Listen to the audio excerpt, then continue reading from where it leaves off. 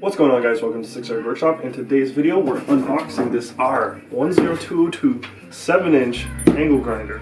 If you guys are thinking about buying something like this, hopefully this video will help you make a bit of a decision, but let's get to it. So I know on the Home Depot website it advertises it as a 15-inch angle grinder, but in the specifications it says 13. The box confirms 15 in case anyone's wondering. It comes with this extremely large angle grinder. It's huge. 7-inch cutoff wheel. This handle, which has 3 different positions to attach it to. Your wrench, your chuck, and your guard, and some instructions, which we're not going to read.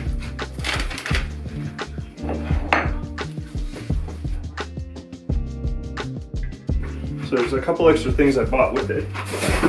Safety's pretty important, so we have a face shield. This is a 7-inch diamond blade because we're going to be cutting some ceramic tile. A couple extra cutoff discs. And make sure you always have respirator and ear protection. This thing's loud and it can get dusty. The setup's pretty straightforward and familiar if you've used any angle grinder in the past. I made the mistake of putting the blade on before the guard. So I took the blade off, put the guard on, then put the blade back on. The issue with the guard is, the guard only has one position, so I think it's meant to be there for grinding. It definitely gets in the way if you're trying to use it to cut anything. And we were going to be cutting through a 3/8 inch tile, so I had to remove it again. Of course, I would always recommend using it when possible, but in this scenario, I didn't really have much of a choice. At first I thought the 3-position handle was a bit of a gimmick, but after cutting through the tile, it's definitely not, and I'll explain why later.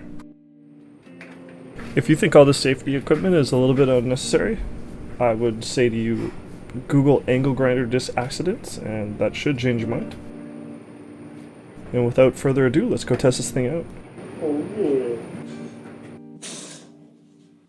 So what I'm doing here is I'm cutting about 3/8 off of the one tile you can see that's sticking out there. I was hoping the transition strip would hide it, but it's a little bit too wide for that. Basically just took a straight edge, used a China pencil to mark the line. Then I adjusted the handle to get the proper position before starting it. I scored it once. Then I did a medium pass cut. And then on my third pass I cut through the rest of it. It left a really clean cut and I have no complaints at all. I wasn't sure how well this would work, but I was surprised and it turned out better than I expected.